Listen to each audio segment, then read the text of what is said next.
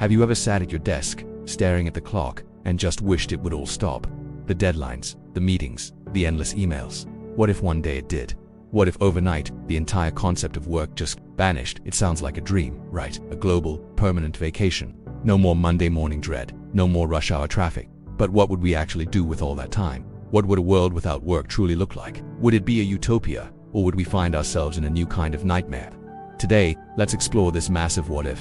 Let's imagine a world where every job, from CEO to janitor, becomes obsolete overnight.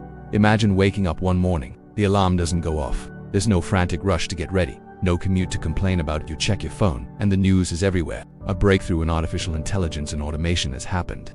Everything, absolutely everything, can now be done by machines. From farming our food and building our homes to discovering new medicines and creating art, all human labor is now redundant. At first, it's pure celebration. The streets are filled with people cheering. It's the end of servitude, the dawn of true freedom. People spend their first few weeks catching up on sleep, binge-watching shows, and reconnecting with family and friends. The beaches are packed on a Tuesday.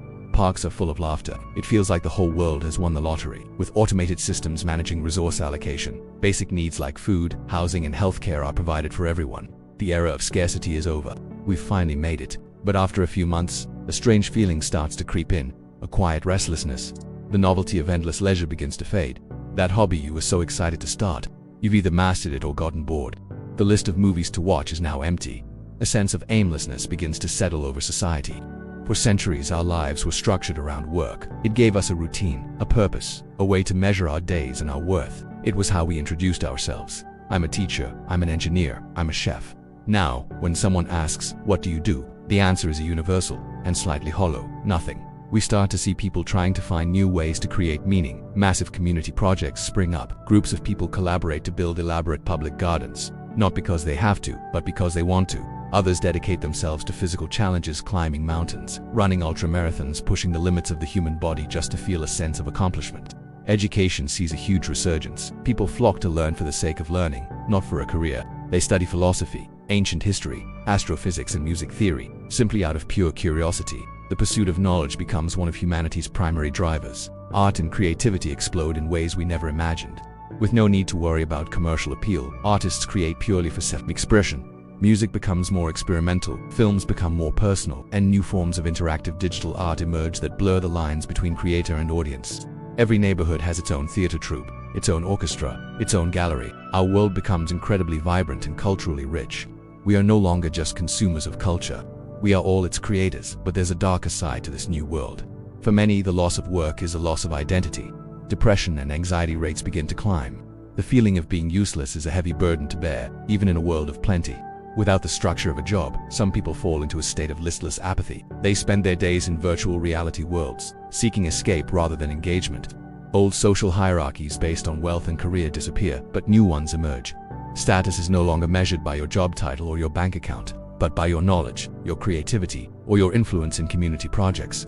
This creates new forms of social pressure and competition. To combat this widespread onward, communities start inventing new work.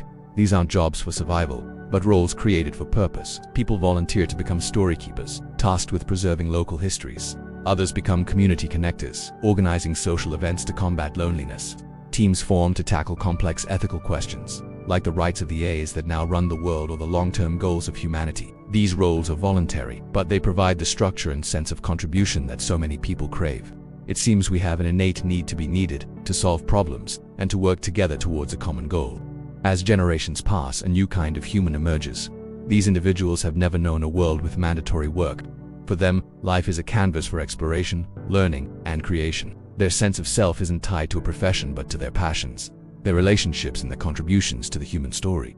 The concept of being bored seems strange to them. In a world of infinite knowledge to acquire, endless creative possibilities, and a whole universe to explore, how could anyone ever run out of things to do? They see the past, our present, as a strange, frantic era where people spent the best years of their lives doing things they didn't love, just to survive. So, what does this thought experiment teach us about our own lives, right now? It shows us that our relationship with work is complicated. We might resent it, but it also gives us so much: structure, identity, and a sense of purpose. Perhaps the ultimate goal isn't to eliminate work entirely, but to build a future where everyone has the freedom to pursue work they find meaningful. A world where our jobs are not just a means of survival, but a source of genuine fulfillment and an expression of our true selves. The question of a world without work isn't just about technology. It's about what it means to be human. When all our needs are met, what will we strive for? What will motivate us? When we are finally free from the necessity to work, what will we choose to become? The answer might be the most important discovery humanity will ever make. What do you think? Would a world without work be a paradise or a prison? What would you do with all that free time?